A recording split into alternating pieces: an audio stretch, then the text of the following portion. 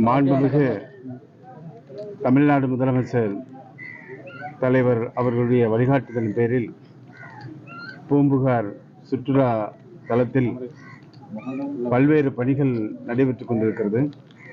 குறிப்பாக நமது முத்தமிழறிஞர் தலைவர் கலைஞர் அவர்கள் 25/4/1975 இந்த பூம்புகார் சுற்றுலா தலத்தை மேம்படுத்துகின்ற வகையில் பல்வேறு பணிகள் மேற்கொள்ளப்பட்டது.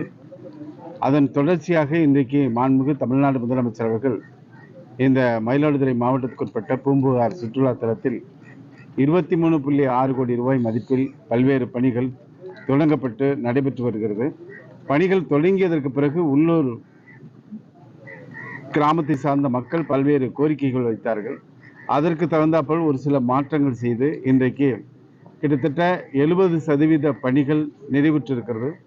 கூடுதலாக என்னென்ன தேவைப்படுகிறது என்பதை நேரடியாக மாவட்ட ஆட்சித்தலைவர் அவர்கள், நமது மாண்புமிகு பூம்புகார் சட்டமன்ற உறுப்பினர் சகோதரர் நிவேதா முருகன், மாண்புமிகு நமது சீர்காழி சட்டமன்ற உறுப்பினர் வழக்கறிஞர் பன்னீர்செல்வம், அதேபோல மாவட்ட ஊராட்சி குழு தலைவர் உமா மகேஸ்வரி சங்கர் உள்ளிட்ட அத்தனை பேரும் நேரடியாக இந்த பகுதியில் ஆய்வுகள் மேற்கொண்டோம். அந்த அடிப்படையில் பணிகளை விரைந்து முடித்து இந்த சுற்றுலாத்தலத்துக்கான அத்தனை நடவடிக்கைகள் மேற்கொண்டு விரைந்து 2 மாத காலத்திற்குள்ளாக முடிவடையும் என்று எதிர்பார்க்கப்படுகிறது. அந்த அளவுக்கு பணிகள் மிக விரைவாக நடைபெறுவதற்கு நடவடிக்கை மேற்கொள்ளப்பட்டது என்பதை தெரிவிச்சுக்கலாம். அதே மாதிரி இங்கே இருக்கிற மயிலாடுதுறை மாவட்டத்தில் நேற்று பார்த்தீங்கன்னா திருவலங்காட்டில் ஒரு வெடி விபத்தில் 2 பேர் உயிரிழந்திருக்காங்க. ஒருத்தர் மிக ஆபத்தான நிலையில் சிகிச்சை பெற்று வருகிறார். அந்த உயிரிழந்தவர்களுக்கு மாண்புமிகு தமிழ்நாடு முதலமைச்சர் அவர்கள் முதலமைச்சர் நிவாரண நிதியிலிருந்து தலா 3 லட்சமும், மருத்துவமனையில் சிகிச்சை பெற்று வருகின்றவர்களுக்கு தலா 1 லட்சம் வழங்கப்பட இருக்கிறது என்பதையும் தெரிவிச்சுக்கிறேன். சார், இப்ப திமுக பாஜக இடையே ரகசிய கூட்டணி இருக்குங்கிறாங்க, எதிர்க்கலாம்.